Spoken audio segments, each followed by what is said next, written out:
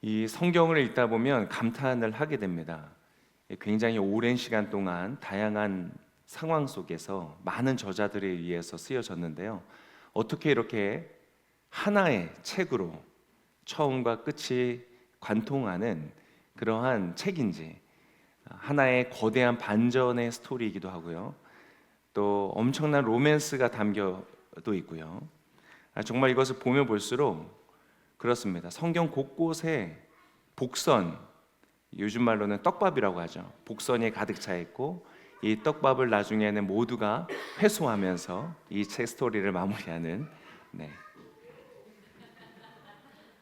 할렐루야. 네. 그러한 책입니다. 그래서 완벽한 이야기. 그래서 예를 들어서 오늘 본문에도 첫 절에 보면 이런 구절이 나왔었죠. 같이 한번 읽어볼까요? 시작. 5절입니다. 시작. 이 일 후에 나는 보았습니다. 증거의 장막이 열리고. 자, 여기서 성전은 신약적인 개념이고 장막은 구약적인 개념이죠. 그런데 이 장막이 어디 있냐면 하늘에 있다. 즉 영적 세계 속에 있다. 그 말은 그것은 곧 천국을 의미하고요. 동시에 우리의 영혼을 의미하기도 합니다. 장막이 왜 증거의 장막이라고 불리냐면 그 안에 십계명이 담겨져 있기 때문입니다. 하나님의 말씀, 진리가 있죠. 그래서 이 세상이 어떻게 망가진 것인가를 증거해 주고요. 또 그것이 어떻게 회복될 수 있는가를 증거해 주기 때문에 증거의 장막입니다. 근데 이 증거의 장막이 어떻게 되었는가? 말씀이신, 증거이신 그 예수님이 말씀이 육신되어 이 땅에 오신 것, 그래서 그분 스스로가 스스로를 증거의 장막이라고 이 성전을 허물라고 말씀을 하셨던 것이고, 그 이후에는 이제 우리의 영혼 속에 들어오셔서 우리의 마음 속에서 증거하시는 그 성령님의 역사를 의미하는 것입니다. 이 모든 것들이 서로 이 아주 긴밀하게 밀착되어서 하나의 스토리를 이루고 있는 것이죠. 그래서 이것은 마치 유전자 치료 같습니다. 우리의 영혼 내면으로 하나님의 증거, 말씀을 우리의 내면 속에 새겨 넣으셔서 외부에 있는 율법과 규율이 아닌 우리의 마음속에 갈망과 소망함으로 하나님을 닮아가도록 만들어 놓으신 4천, 5천 년 전부터 하나님께서 계획하셨던 최첨단의 치료법이 아닌가. 놀라운 일들입니다. 신구약 이 계시록을 읽다 보면 신약과 구약을 꿰뚫는, 인류의 역사를 꿰뚫는 그런 하나님의 연출을 우리가 볼 수 있게 됩니다. 성경을 보면 너무나 놀라운 책이라 할 수 있습니다. 근데 오늘 본문에서 이제 그 놀라운 책에서 말하는 이 본문에서 나눌 핵심 단어는요, 어쩌면 여러분의 마음에 안 드실 수도 있습니다. 오늘 핵심 단어는 무엇이냐면 하나님의 진노이다. 하나님의 진노이다. 진노 마음에 드세요? 네, 마음에 벌써 안 드십니다. 큰일 났습니다. 오늘 본문에서 두 번 나오는데요, 오늘 16장 1절의 말씀을 한번 같이 읽어보겠습니다. 시작. 그때 나는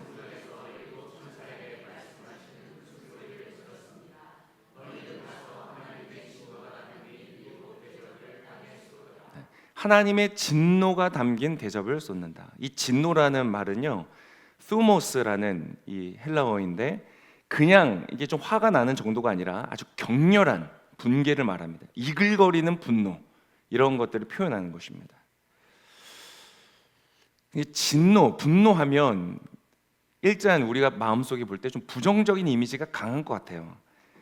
좀 뭔가 공의롭고 어떤 멋진 그런 진노보다는 조금 부정적인, 아무래도 사회 분위기가 포용과 수용을 좀 강조하는 분위기다 보니까 이 진노하고 분노하는 것이 어떤 사회적 미덕은 아닌 것 같습니다. 그런 분위기 속에 있고요. 또 아마 우리가 경험했던 그 분노들도, 우리가 직접 경험했던 것들도 부정적인 경험들이 많은 것 같습니다.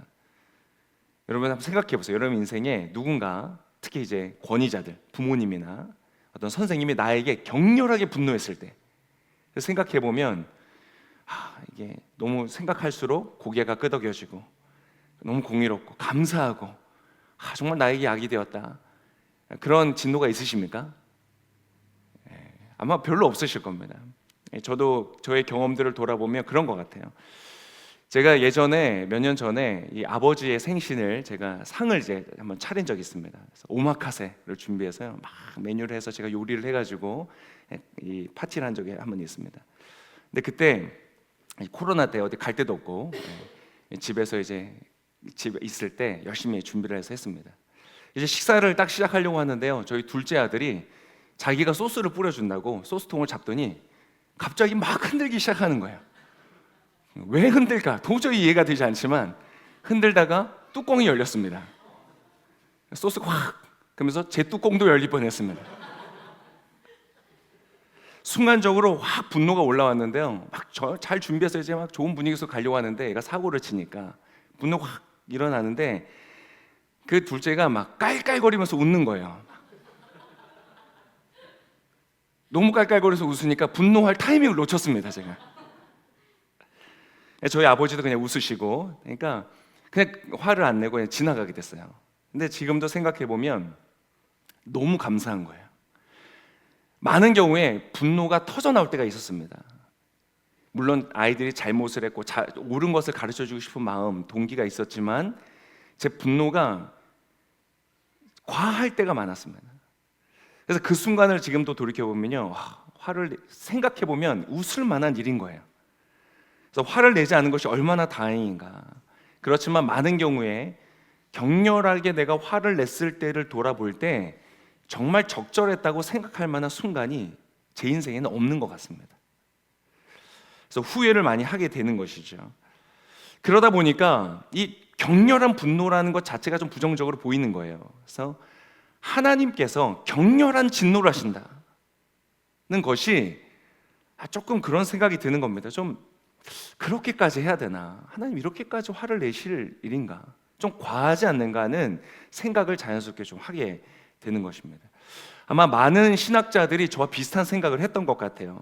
위르겐 몰트만이라는 유명한 신학자가 있습니다. 20세기 후반에 가장 영향력 있는 개신교의 신학자라고 평가받는 사람 중에 하나입니다. 근데 그 사람도 뭐라고 했냐면 지옥은 영원하지 않다는 만유 구원론이라는 것을 이야기했습니다. 그러니까 심판이 있지만 그건 영원하지 않고요, 마지막 최후의 심판은 그래서 두려운 날이 아니라 진노의 날이 아니라 회복과 기쁨의 날이다는 이 주장을 펼치면서 많은 논란을 만들어냈습니다. 리처드 로어라는 프란시스코 수도자인 분은 뭐라고 말했냐면 신은 분노하지 않는다, 이렇게 강하게 얘기를 했습니다. 하나님은 신은 분노나 막 터트리는 그런 경박하고 경솔한 존재가 아니다, 이런 얘기를 하는 것이죠. 여러분 어떠십니까? 이 계시록에 지금 이 계시록과 심판, 이 일곱 진노가 가득한 대접을 쏟으면서 나타나는 재앙들을 볼 때 저도 이거 좀 너무 심한 것 같다. 그래서 그러한 신학자들이나 그런 사람들의 말에 귀가 솔깃한 거예요. 진짜 사랑이 많으신 하나님이 마침내 마지막에는 결국 모든 사람들을 구원하시지는 않을까? 네, 곰곰이 생각해 보면요, 그런 제 느낌과 생각은 그렇게 중요하지 않더라고요. 제가 예전에 이 유튜브를 보다가요, 한 유튜버를 발견했습니다. 미국에 있는 유튜버인데요, 노래를 기가 막히게 합니다. 젊은 친구인데 영상을 보면요, 혼자서 다 합니다. 비트도 하고 악기도 하고 화음도 본인이 여러 개를 넣어서 그냥 혼자서 만든 영상, 아카펠라 영상인데 너무 잘하는 거예요. 사람들의 반응도 보니까 너무 뜨겁고, 광고하는 거 보니까 미국 전역으로 투어도 다닐 정도로 웬만한 이 탑 가수의 수준의 인기를 누리는 거예요. 근데 이제 여러 번 들었습니다. 많이 듣다가 어느 날 이제 이 댓글들을 좀 보는데 댓글들 분위기가 좀 이상한 거예요.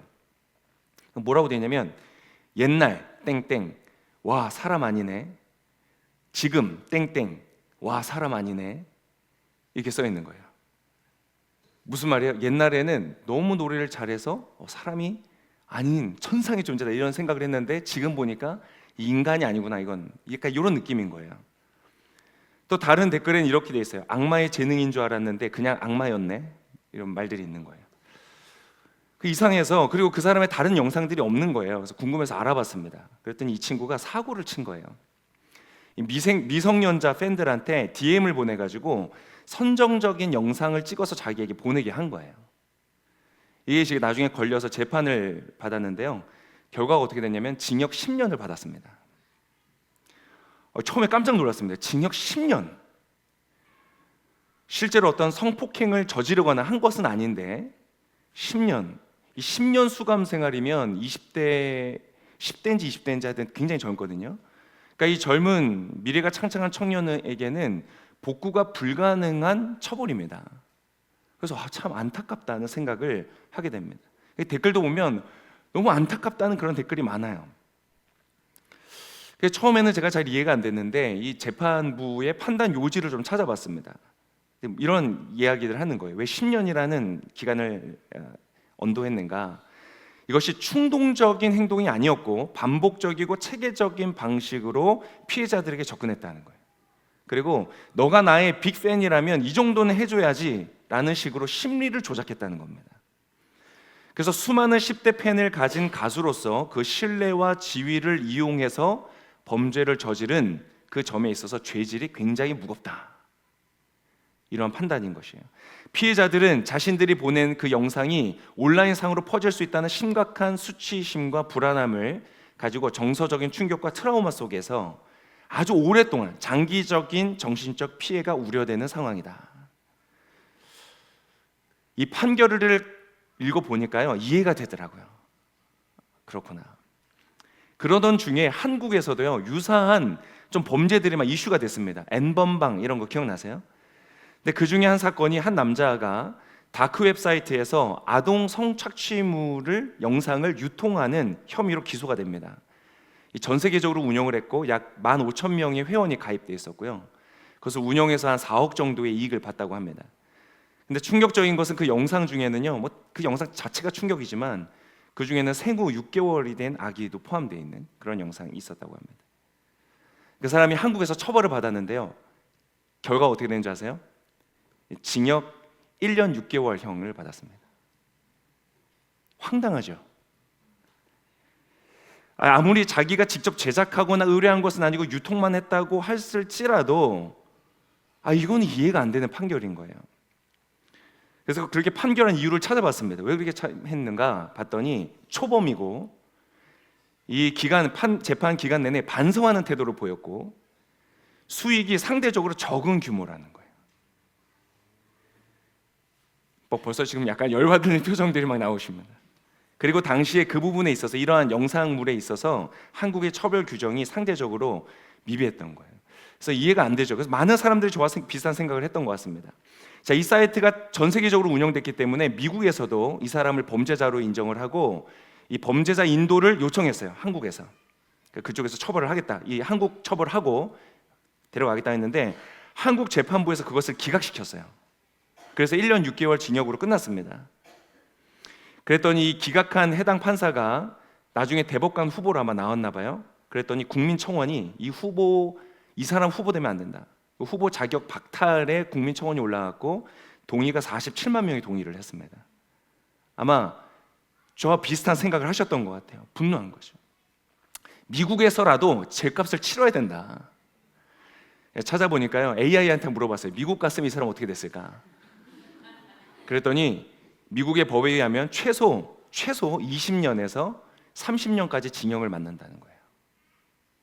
그럼 납득이 되죠. 그 정도는 받아야지. 그래야 재범이 일어나지 않고 모방범죄가 일어나지 않지. 그러한 것으로 돈을 벌어보려는 그러한 따위의 생각은 사람들이 하지 않지. 이런 생각을 우리가 하게 되지 않습니까? 그러니까 이런 과정들을 볼 때요, 제가 보니까 법적 판결을 볼 때에 처음에는 제가 이해를 못했던 거예요. 그러니까 이건 잘 몰라요. 비전문가인 저의 생각은 그렇게 중요하지 않다는 것을 제가 깨닫는 것이죠. 하나님의 심판은 어떨까요? 죄의 깊이와 심각성을 누구보다도 깊이 이해하시는 하나님의 심판은 어떨까요? 만약 하나님께서 우리 앞에서 그 모든 심판의 판결문을 읽어주신다면 여러분, 납득하지 못할 사람이 없을 것입니다. 반박할 수 없을 거예요. 마땅합니다. 그 정도는 받아야 됩니다. 오히려 그러한 죄, 이 재앙, 진노로 가득한 재앙을 받지 않는다면 오히려 그것이 우리로 하여금 분노케 하는 일이 될 것이라는 것이죠. 자, 오늘 이 진노의 대상이 되는 사람들이 누구인가? 2절의 말씀에 이렇게 기록합니다. 누구인가? 같이 한번 읽어보겠습니다. 시작. 이에 첫 번째 천사가 가서 그의 대접을 땅에 쏟았습니다. 그 우상에게 절하는 사람들에게 흉측하고 독한 종기가 돋아났습니다. 어떠한 사람들이 진노의 대상인가? 짐승의 표를 받고 우상에게 절한 사람들이다. 짐승은 누구입니까? 인격이신 하나님, 그분의 반대되는 존재입니다. 마치 이것을 이 존재를 적그리스도라고 말하는데, 이 적이 안티죠. 그러니까 반대한다는 뜻이기도 하고 유사하다고 하는 뜻이기도 합니다. 근데 이 두 가지가 함께 있기 때문에 더 위험합니다. 정반대의 본질인데 유사해 보이는 거예요. 마치 이 달러의 가장 큰 적은 위조 달러인 것처럼, 지폐의 가장 큰 적은 위조 지폐인 것처럼 가장 큰 피해를 끼치게 되는 것이죠. 근데 짐승의 표를 받은 사람들인 거예요. 짐승에게 속하여서 그를 쫓고 그를 순종하는 것, 우상에게 절하면서 우상의 가치관과 그의 질서를 동의하고 동경하고 닮아가는 존재들. 오늘 아까 말씀드렸던 그 유튜버나 다크 웹사이트 운영자, 이러한 사람들이 바로 짐승의 표를 받은 사람들입니다. 어떤 사람들이에요? 하나님의 형상을 따라 지음받은 인간을 인격으로서 대하지 않고 나의 욕구의 수단으로서 대하는 거예요. 짐승으로 대하는 거예요. 그런 이러한 심판을 받아야 되는 것이죠. 예수님은 이러한 존재들에서 이렇게 비유하셨어요. 요한복음 10장 10절의 말씀입니다. 같이 읽겠습니다. 도둑은 훔치고 죽이고 멸망시키려고 온다. 그러나 내가 온 것은 양들이 생명을 얻게 하되 더욱 풍성하게 얻게 하려는 것이다. 목자이신 그리스도는 생명을 주려고 오세요. 목자이시기 때문에, 선한 목자이시기 때문에. 그런데 강도는 어떻게 해요? 목자인 척 가려주고 비슷한 모습으로 나오지만 그의 목적은 무엇이냐? 죽이는 거예요. 아까 둘째 얘기를 제가 잠깐 드렸지만, 아이가 사고를 쳤으면 어떻게 합니까? 인내하고 사랑하고 용서하고 격려하고 바른 것을 가르쳐주고, 그것이 아빠의 도리죠. 그러나 만약 가족을 해치려고 강도가 들어온다면 어떻게 해야 되겠습니까? 인내해야 되겠습니까? 아닙니다. 분노해야죠. 격렬하게 진노해야죠. 그리고 싸워야죠. 심판을 해야죠. 그것이 아빠의 마땅한 도리가 되는 것입니다.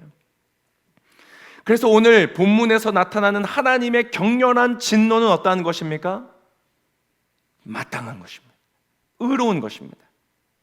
그래서 오늘 본문에서 16장 5절에서 7절까지는 그분의 판결을 이렇게 말합니다. 우리 같이 한번 5절에서 7절 읽어보겠습니다. 또 나는 물을 주관하는 천사가 말하는 것을 들었습니다. 지금도 계시고 전에도 계셨던 거룩하신 이여, 주는 공의로우십니다.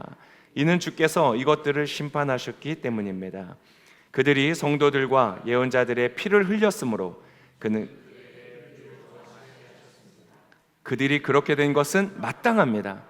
이때 나는 제단에서 나는 소리를 들었습니다. 그렇습니다. 전능하신 주 하나님, 주의 심판은 참되고 전혀 그분의 진노는 과한 것이 아닙니다. 참되고 의롭고 마땅한 것입니다. 할렐루야. 여러분, 예수님의 분노와 진노의 순간은 예언이 있었던 것처럼 분명히 이루어질 것입니다. 근데 그것은 피하고 거부해야 될 것이 아니라 너무나 환영할 만하고 기다릴 만한 것인 줄을 믿습니다. 왜요? 공의로운 심판이시기 때문에 그렇습니다. 그래서 우리는 고백하는 것입니다. 주 예수여 오시옵소서.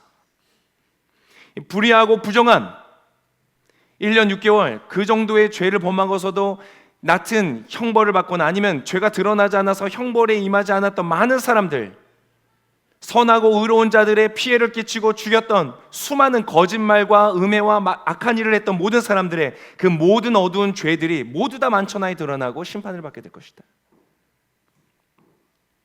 자, 그러나 우리는 여기에서 중대한 질문을 해야 됩니다.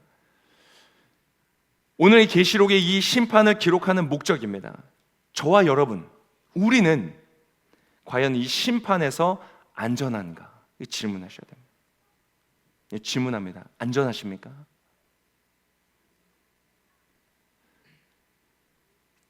정말로 여러분의 마음속에 대답이 있으셔야 됩니다. 확신이 있으셔야 됩니다. 나는 안전한가? 나는 짐승의 표를 받지 않고 우상에게 절하는 인생을 살아가고 있지는 않는가? 그렇다면 기준을 봐야 되겠죠. 여러분, 제가 이렇게 말한다고 해서 나는 아닌가 보다 이렇게 생각하셔야 되는 게 아닙니다. 분명하게 우리가 알아야 된다는 것입니다. 분명하게 알아야 됩니다. 심판자이신 예수님께서 말씀하셨습니다. 마태복음에 보면 이러한 부분이 나옵니다. 너가 음란한 마음을 품기만 하여도 간음한 것이다. 그러면서 이어서 뭐라고 하냐면 차라리 그 눈을 뽑아버리고 천국에 가는 것이 지옥 가는 것보다 낫다. 마태복음 18장 6절에서 9절까지 이렇게 말합니다.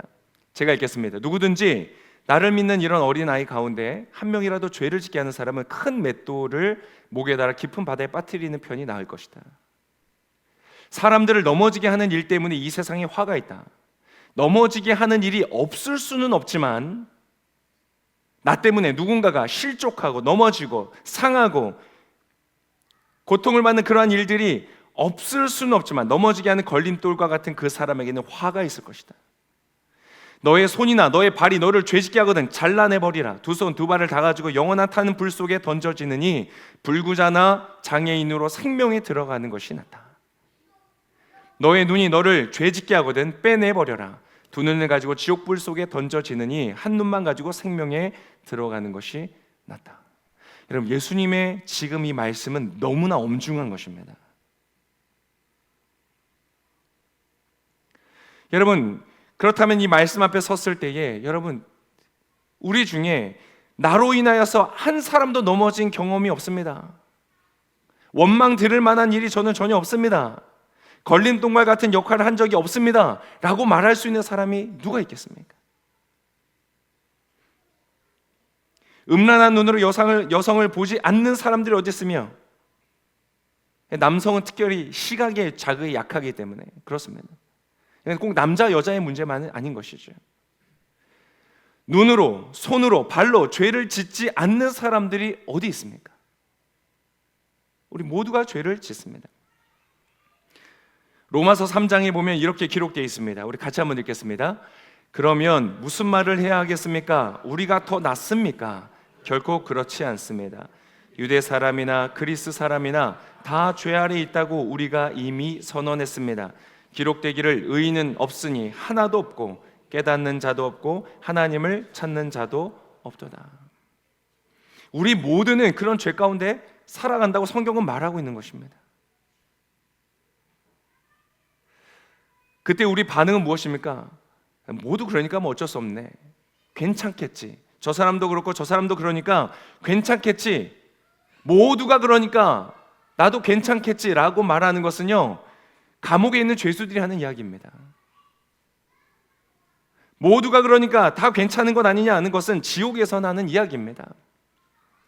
그렇다면 오히려 우리는 이렇게 질문해야 되는 것입니다. 그렇다면 누가 구원을 받을 수 있는 것입니까? 누가 진노와 그 심판을 면할 수 있는 것입니까? 이 미국에서 제1차 대각성 운동을 이끌었던 조나단 에드워즈라는 탁월한 설교자요 목사님이셨던 분이 계십니다. 그분의 설교가 있는데요, 기독교 역사상 가장 유명한 설교 중에 하나로 꼽히는 설교입니다. 제목이 하나님의 진노 아래에 있는 죄인들이라는 설교입니다. 그분의 설교는 이 기독교 역사상 가장 위대한 설교 중에 하나인 그의 설교는 하나님의 용서와 사랑의 메시지가 아닙니다. 심판에 대한 선언의 메시지입니다. 어떤 내용이었냐면, 이 죄인들, 하나님의 심판 앞에 있는 죄인들은 마치 지옥의 불구덩이 위에서 거미줄에 달려있는 벌레와 같은 모습이다. 지금 당장 추락하여서 멸망하여도 전혀 이상할 것이 없는 긴박한 상황 속에 있다. 그러나 그 죄인이 멸망당하지 않는 유일한 이유는 하나님의 전적인 은혜 때문이다. 지금이라도 그 죄인이 회개하여 예수 앞으로 나와야 된다. 그렇지 않으면 하나님의 진노가 그의 위에 임할 것이다. 굉장히 두려운 메시지를 선언하였습니다.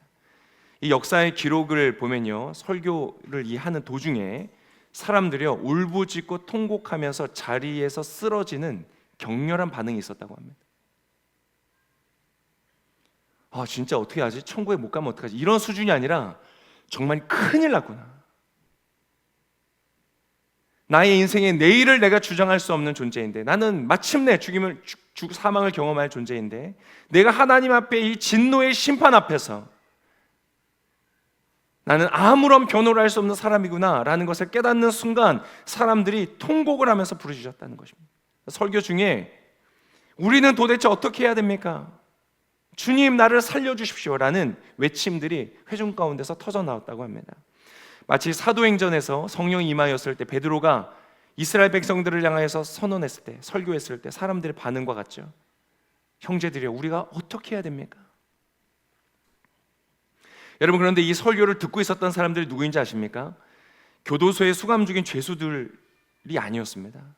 이 설교를 듣던 사람들은 청교도 전통의 보수적 신앙을 유지하고 있던 교인들이었습니다. 교리는 알지만, 성경의 이야기는 알지만, 예수 그리스도의 십자가와 구속과 천국과 구원에 대한 모든 그 교리는 알지만 개인적인 회심을 경험하지 못한 명목상 신자들, 이름만 크리스찬인 사람들, 그러한 사람들이 많았다는 것입니다. 마치 성경에 나오는 니고데모와 같은 사람입니다. 하나님도 압니다. 성경도 압니다. 그러나 하나님의 역사는 알지 못합니다. 교회도 다니고 예배도 드립니다. 성경에 대해서 어느 정도 알고 기도도 좀 할 줄 압니다. 그러나 그 말이 짐승과 우상의 길에서 벗어나 있다는 뜻은 아니라는 것이죠. 여전히 타인을 목적이 아닌 수단으로 대하며 내가 중심되어, 내가 주인되어 살아가는 그 에덴의 뱀의 유혹에 여전히 그 말에 절하여 질서를 따라가는 인생이 있을 수 있다는 것입니다. 기록에 보면 그렇게 되어 있습니다. 회중 중 일부는 스스로 선한 신자라고 여기면서 은혜 없이도 구원받을 수 있다고 착각하는 사람들이 있었다. 예수님의 십자가, 그거는 그러한 좀 죄질이 악한 사람들을 위한 거고 나는 그 정도는 아닙니다. 나는 그냥 그 정도까지는 아니고 하나님의 은혜가 조금 있으면 은혜 구원받습니다 라고 착각하는 사람들이 많이 있었다. 여러분, 그렇지 않습니다. 우리 모두는 하나님의 진노 아래에 있습니다. 오늘 이 말씀을 드리고 이 설교를 하는 이유는 이 교회 가운데 우리가 함께 예배드리는 모든 성도들 간에 단 한 사람도 그 하나님의 진노 앞에 아무런 준비 없이 서서는 안 되기 때문에 그렇습니다. 여러분, 오늘 이 말씀을 통하여서 정말로 회심하여 거듭나는 역사가 있으시기를 축복합니다. 흉내내는 것이 아니라, 종교적인 활동을 흉내내는 것이 아니라 정말로 거듭나는 것, 그리스도로 말미암아 다시 태어나는 것, 하나님의 자녀가 되었음을 확신하는 것, 그러한 놀라운 믿음의 역사들이 있으시기를 축복합니다. 우리 모두는 예수님의 은혜가 필요합니다. 그 십자가의 구속이 필요 없는 사람이 단 한 사람도 없습니다. 예수께서 우리를 위해 십자가를 죽으셨습니다. 우리의 죄를 씻으시기 위해서 그것을 의지하는 것이죠. 그래서 깊이 회개하고 돌아서는 것입니다. 날마다 죄를 고백하고 그분을 닮아가는 것입니다. 짐승에게 더 이상 절하지 않고 그분께 절하는 것입니다. 세상의 논리와 원리를 따라 살아가는 것이 아니라 하나님의 말씀대로 손해를 보는 것 같을지라도, 이 세상에서 핍박을 당할지라도 예수의 이름을 위하여 그분을 따라가는 인생을 살아가는 것입니다. 여전히 우리는 회심하고 나서도 여전히 약합니다.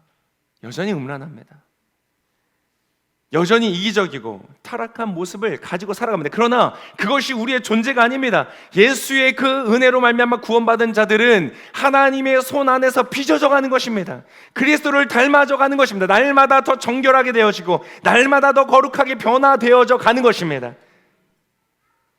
1년 지나고 2년 지나고 10년이 지날수록 나는 옛날과 별다른 차이 없는 모습으로 여전히 인색하고 여전히 고집스럽고 여전히 교만한 모습으로 살아가는 것이 아니라 이제는 조금 더 하나님을 닮아가고 그리스도를 닮아가고 그러한 사람으로 변화되어져 가는 것입니다.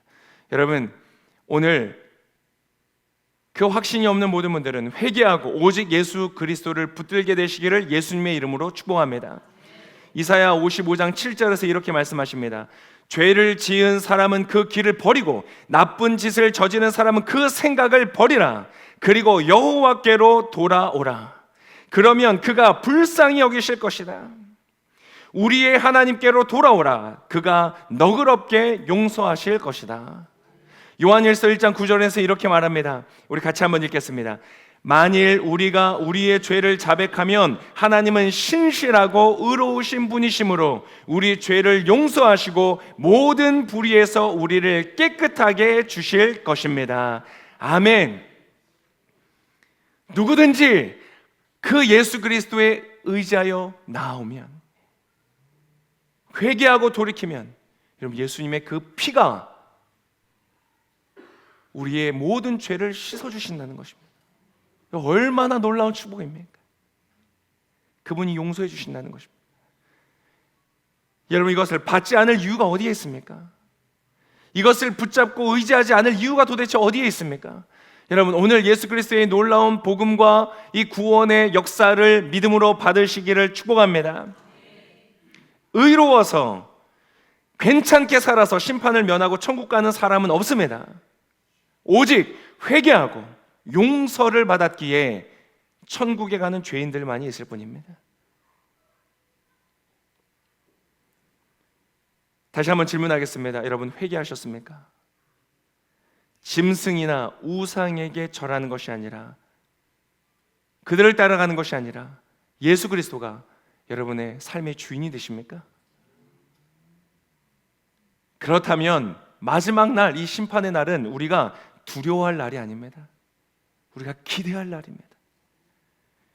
우리의 모든 회복시키신 그 하나님의 놀라운 축복이 완성되어지는 그때, 나의 모든 연약함과 죄악을 다 벗어버리고 그리스도와 같은 모습으로 영원한 형체로 변화되어져 하나님 나라에 들어가게 될 소망의 날이 되는 것입니다.